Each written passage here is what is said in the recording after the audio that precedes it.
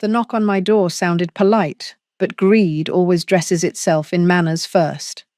Through the lace curtains, I saw my son and daughter standing there together for the first time in years, wearing smiles that didn't reach their eyes.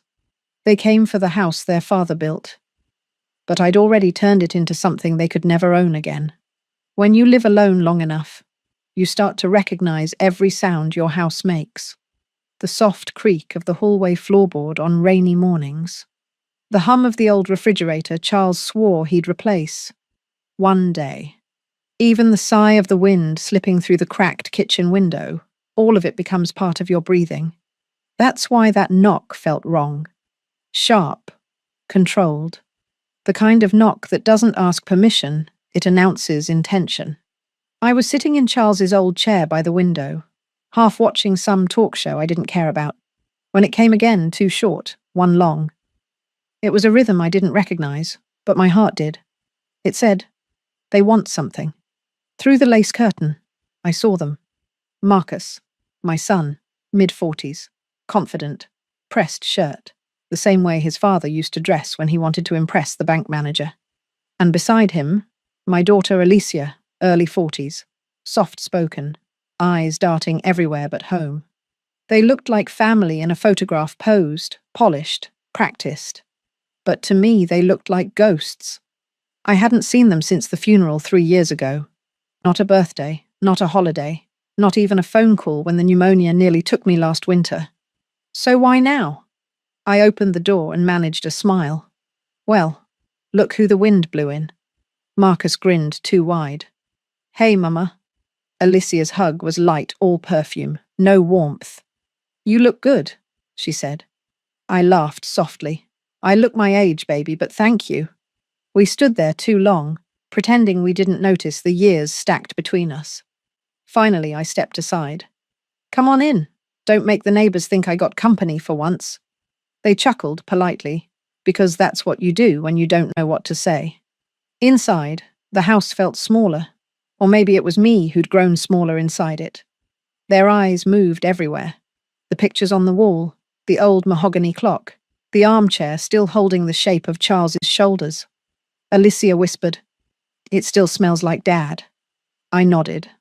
"That's because I still clean like he's coming home." Marcus cleared his throat, that telltale sign he was working up to something. "Mama," he started, using a gentle tone I didn't trust. "Aunt Diane said you've been thinking about selling the house." I sipped my coffee, slow. Diane talks too much. He forced a laugh. "We just thought, this place, it's part of the family. Dad built it. It means something." Alicia chimed in quickly. "It wouldn't feel right if strangers moved in." I looked from one to the other, both of them suddenly sentimental about walls they hadn't touched in years. "Funny," I said quietly. "I could have sworn it already got sold the day you both stopped visiting." Silence filled the kitchen, thick as old syrup. Marcus rubbed his hands together. "That's not fair, Mama. We were grieving. Life got busy, you know how it is." "I do," I said. "But grief don't stop love, or calls, or visits. Not unless you let it." Alicia lowered her eyes. "We didn't mean to hurt you." "I know," I said. "That's what makes it hurt worse." I stood, refilled their mugs, though neither asked for coffee. The clink of the spoon was the only sound. "When your father died," I said softly, "this house started talking back to me. Every empty room, every photo frame. I thought maybe one of you would stop by, help fix that leaky roof, mow the grass, sit and eat with me again." I smiled bitterly. "But I guess you were too busy living the life your father and I worked ourselves half to death to give you." They didn't answer. Marcus stared at the table. Alicia fidgeted with her ring. "Yes," I said finally, setting my cup down. "I'm selling. It's too big for me now, too heavy to carry alone." The silence broke with a spark. Marcus leaned forward. "But Mama, you can't just sell it. This house, it's ours. It's the family's." I met his eyes. "Yours? You paid one light bill here in your life, Marcus." He opened his mouth, but nothing came out. Alicia whispered, "Mama, maybe you're not thinking straight since Dad passed. That line, it hit harder than it should have. I stared at her, at the daughter I once held through every fever and heartbreak. I may be old, I said slowly, but I ain't confused. I know who loved me, and who loved what I had. The clock behind us ticked, loud as judgment. They looked everywhere but at me, and in that silence, I realized something painful. They didn't come home, they came to claim it. To measure the walls, not the memories. To see what was left of their inheritance, not their mother. I smiled a small, tired smile. You two didn't come to visit, you came to collect. Marcus's jaw clenched. Alicia turned her face away. And in that moment, I felt something inside me shift, not crack, but solidify. The soft part of me, the one that kept hoping, finally turned to stone. I didn't know it yet, but that knock on my door was the beginning of their second funeral, the one for whatever love was left between us. After they left that day, the house fell quiet again, the kind of quiet that feels like judgment. I sat in that same chair long after sunset, staring at the front door as if it might apologize for opening to them.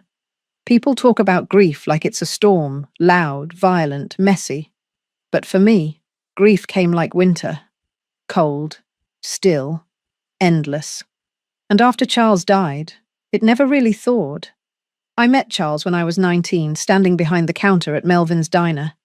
He walked in, smelling like motor oil and new promises, ordered a coffee he couldn't afford, and left a tip he couldn't spare. He said, "One day, I'm going to build you a house so solid the wind will go around it." And Lord, he did. That house, this house, was our miracle. Every nail, every board, every stroke of paint carried the weight of our prayers. We couldn't afford a contractor, so we built it ourselves, piece by piece after long shifts. Some nights, I'd be holding a flashlight while he hammered in the dark, both of us laughing, just to keep from crying. When Marcus was born, we finished the roof. When Alicia came along, we planted the magnolia tree out front. Every milestone, every bruise, every argument, it all happened inside these walls. That's why the thought of selling it used to feel like blasphemy.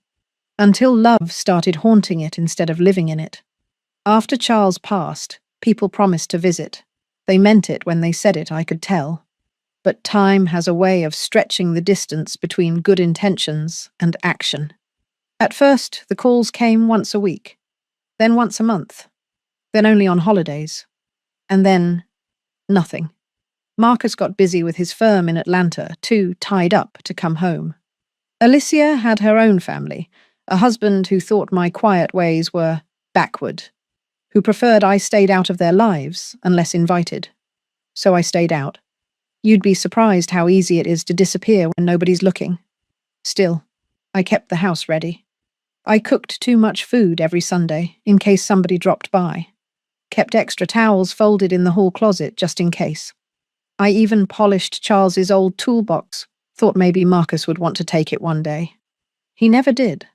Then last year, when the doctors said my heart was acting up, I spent 5 nights in the hospital machines beeping, nurses whispering. I watched other patients get visitors, flowers, balloons. The nurse came to me with pity in her eyes and asked, "You got anyone I can call?" I gave her 2 numbers. Neither answered. Both went to voicemail. That's when I realized grief doesn't just bury the dead. It buries the living, too. I thought about Charles then. He used to tell me, "When I'm gone, don't let loneliness trick you into begging for love. You already earned yours." I didn't understand what he meant back then. Now I do. Love that has to be begged for turns sour in your mouth. So I learned to live quiet. Morning coffee by the window. Radio sermons on Sundays. Letters to the kids, I never sent stacks of them, tied with ribbon, sitting in a drawer by the bed. Each one starts the same. "I hope you're doing well. I miss you." Each one ends the same. "Love, Mama." I stopped writing after the 10th letter. Not because I stopped missing them, but because the ink started to feel like begging. Some nights I'd walk through the house, touching the walls like they were skin. The clock, ticking in the living room, was the only heartbeat I heard. I'd whisper, "Charles, You built us a house too big for one soul. And sometimes I swear the wind would answer back. So when Marcus and Alicia showed up after all those years, not to hold me, not to check on me, but to talk about the house, it felt like the final proof. They didn't miss me. They missed what I owned. All those years of silence had turned into distance you could measure with a deed. That night, I sat at the kitchen table long after the lights were off, my fingers tracing the grain in the wood. This table had seen it all: our first paycheck, our children's report cards, Charles's last breakfast. I whispered, "You'd know what to do, wouldn't you, Charles?" And for the first time in a long time, I heard his voice in my memory, calm, steady, full of faith. "Don't let them take what we built, baby. Not the house. Not your peace." Tears came then, quiet ones, the kind that don't need sound to hurt. I wiped them away and looked around, realizing how much of myself I had poured into these walls, how much of my life I'd given to people who'd already moved on. That's when something inside me began to shift. Not anger, no. Something colder, clearer, a thought that whispered, if they came here for a fight, maybe it's time I finally stopped losing. And in that stillness, with only the hum of the old fridge keeping me company, I made myself a silent promise. The next time they knocked, I wouldn't open the door as their mother. I'd open it as the woman Charles taught me, to be the one who knew how to fight for what mattered. The next time they came, it was a Sunday. Funny how they picked that day. The one Charles and I always called our peace day. The day the smell of cornbread filled the kitchen and gospel hummed from the old radio by the window. But that morning, peace didn't even step through the front door. I'd set 2 extra plates anyway. Old habits die hard. Part of me hoped, foolishly, that maybe they were coming to apologize, to sit, talk, laugh, to remember that love is louder than greed. But the moment I saw Marcus's tight jaw and Alicia's anxious smile, I knew better. They didn't come for me. They came for the house, the land, the legacy they forgot to tend. Marcus started with small talk, the kind that sounds like it's rehearsed. "How's your heart, Mama? You look good. Been keeping busy?" His eyes, though they were already moving, measuring, calculating. Alicia poured herself tea, hands trembling slightly. I watched her, thinking about the little girl who used to run to me crying every time she scraped of her knees. Now she couldn't even meet my eyes. I smiled faintly. "I'm doing fine, baby. Just getting used to the quiet." Marcus leaned back in his chair. "You shouldn't be alone here, Mama. Big place like this, it's a lot to take care of. You should think about moving closer to us. We could help sell this place and get you something smaller." There it was, the real reason behind the Sunday visit. Wrapped up in kindness, laced with control. I tilted my head. "Sell this place?" He nodded, rehearsed confidence dripping from his tone. "It's time, Mama. You're getting older. It's too much work. Besides, Dad would have wanted it to stay in the family." That line in the family hit me like a slap. Because I am the family. And somehow, they'd stopped seeing that. I took my time before answering. "Your father built this home for us. Not for your wallets, not for your comfort, for family, for love. You remember that word?" Alicia's eyes flickered up. "Mama, it's not about money." I chuckled softly. "Baby, it's always about money when folks start talking about what someone would have wanted." Marcus sighed, exasperated. "You're making this harder than it needs to be. We're trying to help." I leaned forward. "Help who, Marcus? Me or yourselves?" He straightened, his voice rising just enough to crack the politeness. "We're family, Mama. Don't twist this." I smiled. Slow. "Family? Where were you when I was in the hospital last year? When I couldn't lift my groceries? When I called just to hear your voices and got nothing but voicemail?"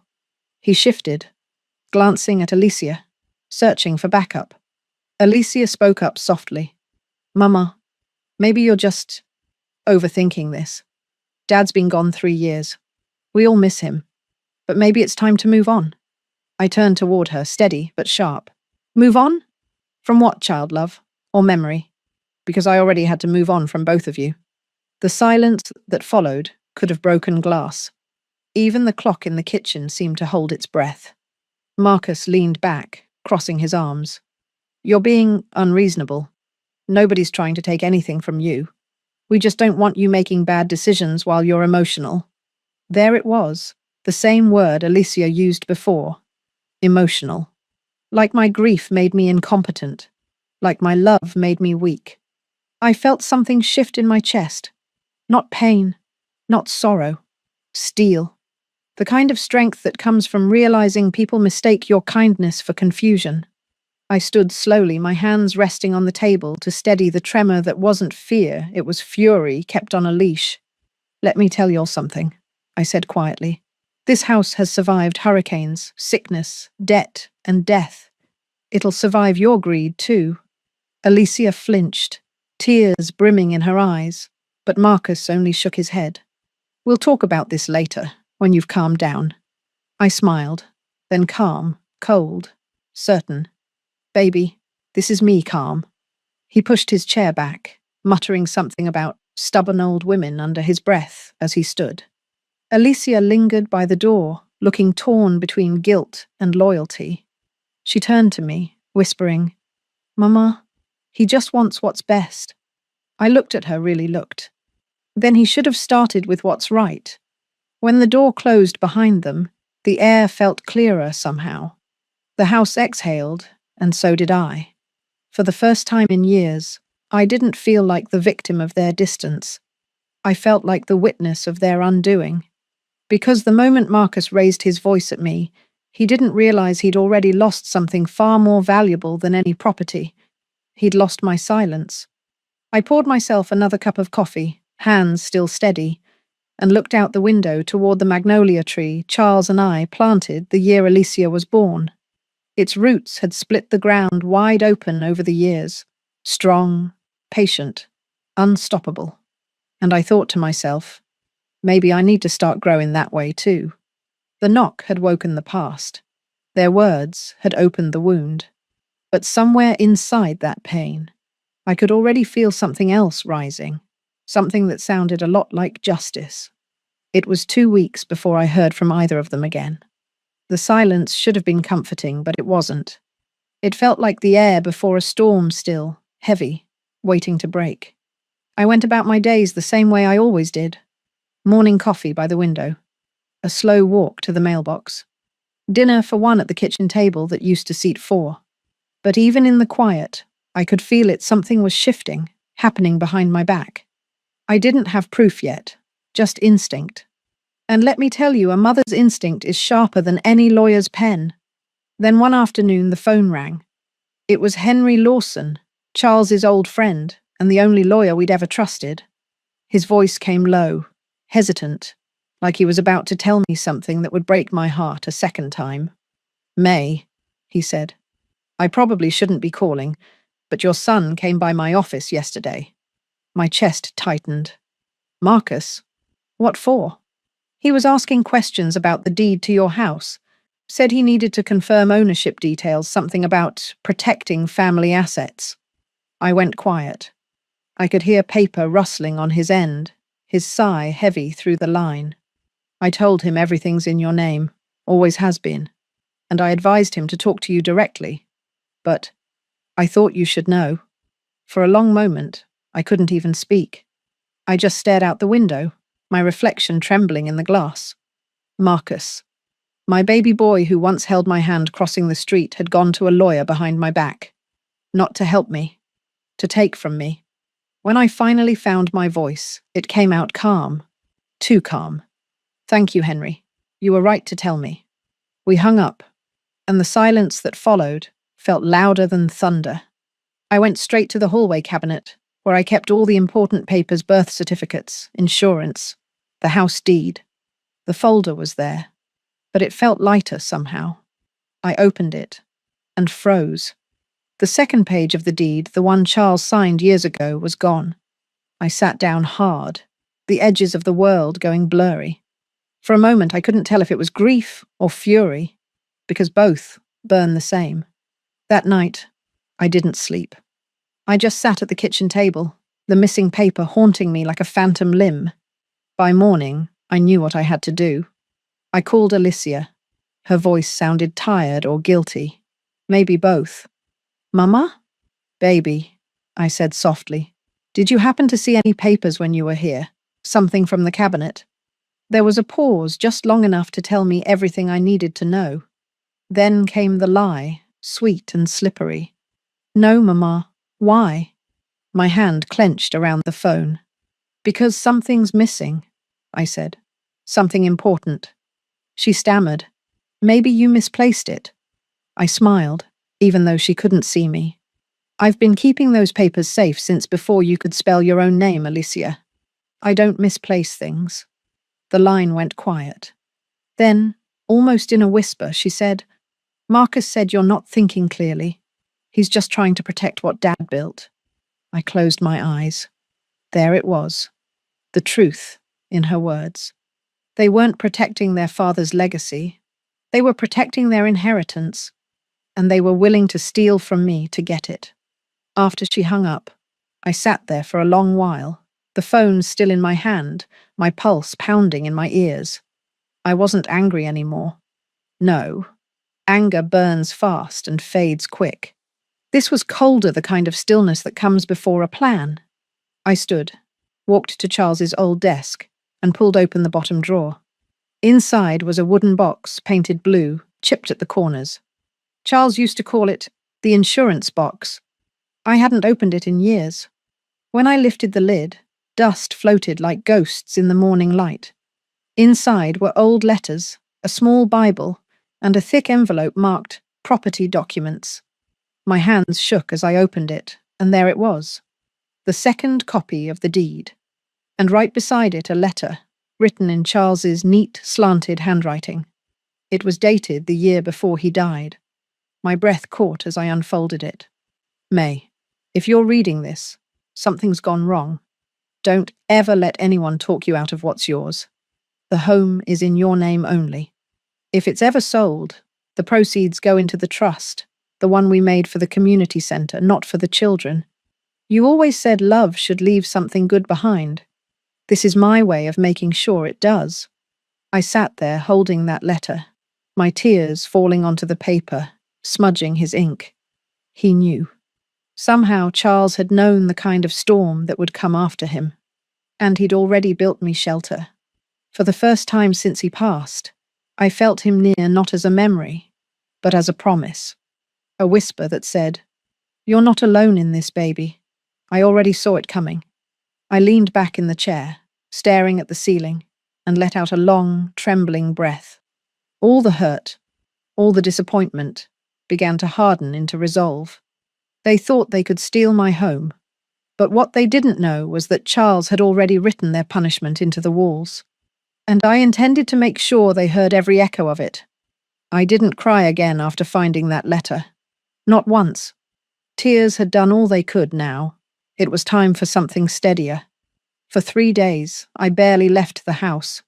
I moved through it like a soldier walking through sacred ground, touching every wall Charles built, memorizing the weight of it all, not out of nostalgia but out of purpose.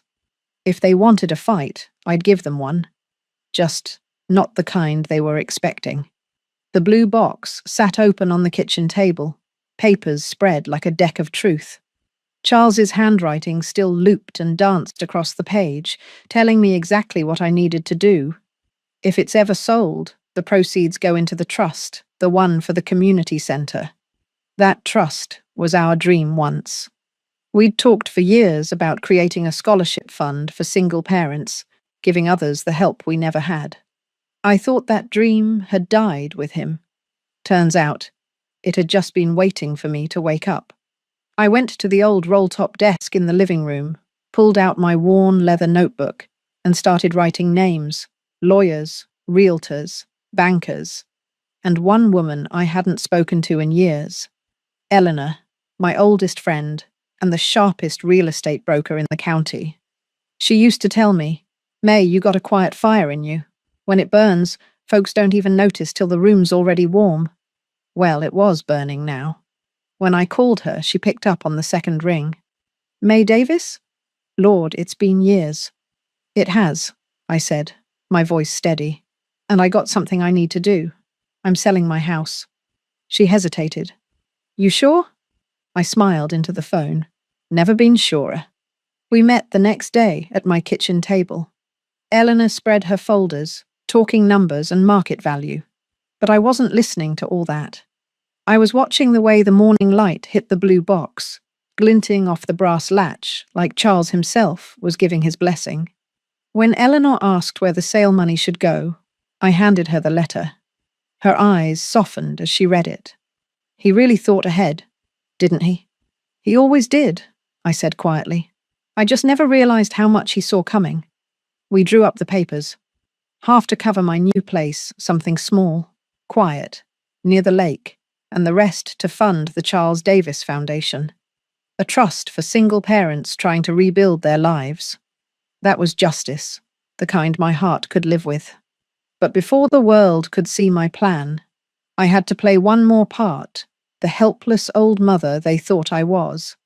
So I let Marcus and Alicia think I'd gone silent again. I didn't answer calls, didn't text. When Alicia left a voicemail saying, Mama, we just want to make sure you're not being taken advantage of, I smiled. Don't worry, baby, I whispered to the empty kitchen.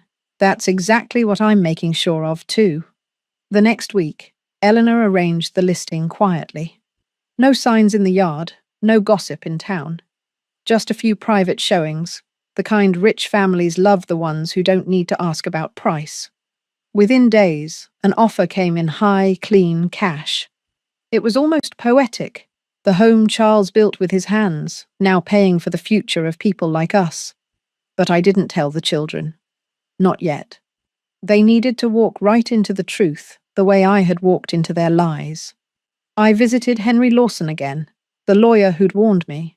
When I showed him Charles's letter and the deed copy, his eyebrows rose.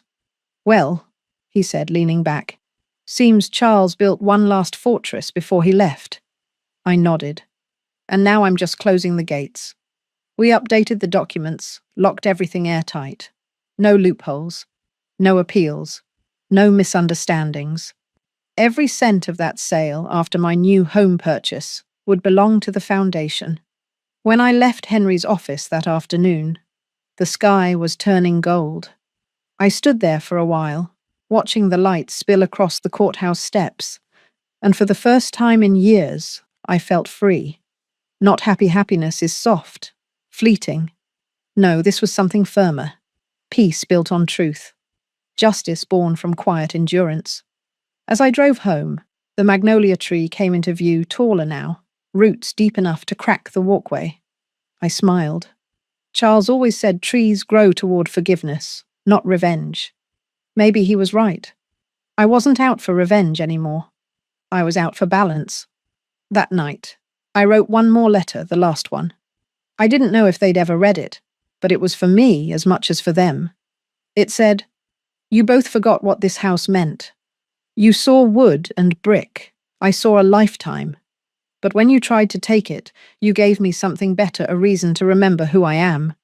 I folded the letter and slid it into the blue box beside Charles's note. Then I whispered to the empty room, You always did say I was the stronger one, didn't you? And for the first time since he passed, I believed it. The deal would close in 7 days. 7 days until the house that built our lives would become someone else's. And when that day came, my children would learn the truth, not through anger or shouting, but through the quiet sound of a woman reclaiming her power. The sale closed on a Wednesday. The papers were signed, the keys exchanged, and the house, the one Charles built nail by nail, prayer by prayer, no longer belonged to me. But for the first time, that didn't feel like loss. It felt like release. The realtor's office smelled like lemon polish and ink. When Eleanor handed me the final envelope, she said softly, You sure you're ready for this? I smiled, tucking it into my purse. Eleanor, I've been ready since the day they knocked on my door. That night, I went home to the house that wasn't quite mine anymore, but still felt like it was waiting for one last goodbye. The furniture sat wrapped in plastic, boxes stacked like old memories. I walked from room to room, fingers brushing the walls, whispering my thanks. To the kitchen that held our Sunday laughter, to the hallway that carried the sound of baby feet, to the bedroom where love had lived longer than most marriages survive. And then I made my final call. "Marcus," I said when he answered. "Dinner. Sunday evening. You and Alicia. Bring the kids if you want." There was a pause, suspicion in his voice. "Dinner? At the house?" "Yes," I said simply. "One last family meal." Sunday came with a cool breeze and the smell of rain in the air. I set the table like old times, my mother's china, cloth napkins, candles in brass holders. Every detail deliberate, like a stage set for truth. When they arrived, I met them at the door, same as before. Marcus, in another one of his crisp suits. Alicia, in a silk blouse, her face tight with unease. They looked around the half-empty house, confusion flickering across their faces. "Mama," Marcus said slowly. "What's going on? Why does it look like you're moving?" I smiled. "Because I am." He frowned. "You're serious about selling?" "I was," I said, taking my seat at the head of the table. "But the sale's already done." Alicia's eyes widened. "Already? You sold it?" "Yes. It's gone." I poured tea into their cups, calm, steady, the way Charles used to when he had something serious to say. Marcus's voice hardened. "You didn't tell us. We could have stopped me." I interrupted gently. "I know." He pushed back his chair, anger flashing in his eyes. "Mama, this isn't right. This house belongs to the family. You had no right." "I had every right," I said, my voice quiet but firm enough to still the air. "I paid for this house. I kept it standing when your father died. I fixed every leak, every broken step, every bill that came through that door. You may have been born here, but I built this life, and I won't let greed rewrite that truth." Alicia whispered, "Mama, where's the money then? What did you do with it?" I looked her in the eye. "I gave it back, to where it belonged, to the people your father wanted it to help." Marcus's brow furrowed. "What are you talking about?" I reached into my purse, pulled out the official folder, and slid it across the table. "Every cent from the sale," I said softly, "went to establish the Charles Davis Foundation, a trust for single parents in this county who are struggling to get back on their feet. Your father's dream, not mine. His name will live on, not in property, but in purpose." The silence that followed was heavy. Alicia's eyes filled with tears. Marcus's face twisted in disbelief, then anger. "You gave it away? All of it? You gave away our inheritance?" I leaned back, folding my hands in my lap. "No, Marcus. I gave away my house, my share, my years. The inheritance you think you lost was never yours to begin with." He stood up, pacing, his voice trembling with fury. "You've lost your mind. You've just thrown away everything Dad worked for." I met his gaze calmly. "No, I honored everything he stood for. There's a difference." Alicia reached out, her voice breaking. "Mama, why didn't you tell us?" "Because," I said, "I wanted you to see for yourselves what happens when you let greed speak louder than love." Marcus turned away, muttering under his breath. Alicia's tears fell quietly, her shoulders shaking. I felt no triumph, only peace, a deep, quiet peace that settled in my bones. I stood slowly and walked to the window. The magnolia tree swayed in the rain outside, petals drifting down like blessings. "Your father used to say a house is just wood and nails," I murmured. "But what we build inside it, that's what lasts." When I turned back, they were both silent. Marcus looked at me like he didn't recognize the woman standing in front of him. Alicia wiped her eyes, whispering, "I didn't mean for it to go this far." "I know, baby," I said softly, "but you let him speak for you, and now you both know what it cost." The rain grew heavier, drumming against the roof like applause from heaven. I picked up my cup, took one last sip, and said, "Dinner's ready. Might as well eat before the food goes cold." Neither moved for a moment. Then Alicia sat back down, quietly sobbing, while Marcus stared at the table, speechless. And in that silence, that beautiful, heavy silence, I felt Charles beside me again, not in body but in spirit. Proud, steady. Like the man who once told me, "Justice don't always shout, May. Sometimes it just breathes." That night, as I blew out the candles, the house seemed to exhale with me free at last. And I thought to myself, they came for the house, but I gave them a lesson instead, one they'll never forget. By Monday morning, the house was empty. The movers' footsteps echoed through the halls like fading memories, each thud a heartbeat I no longer needed. When the truck pulled away, I stood in the doorway, the air still heavy with rain and lemon polish. No tears came, just peace, the kind that feels strange at first, like silence after a long storm. Marcus never called after that dinner. Alicia sent one text 2 days later. "You gave away our childhood, Mama." I typed a reply, "No, baby, I gave away my pain." Then I deleted it. Some truths are better whispered to God than sent to those not ready to hear them. Within a week, word spread. Folks at church stopped me in the grocery store, their eyes soft, their voices full of warmth. "Charles would be proud," they said. "Lord bless you, May, for what you did." I didn't do it for praise, but every kind word felt like sunlight finding its way through old cracks. 2 weeks later, Eleanor drove me to see the new community centre. The sign out front shimmered in the heat. The Charles Davis Foundation building futures from the ground up. Inside, volunteers painted, kids laughed, a baby cried somewhere in the distance.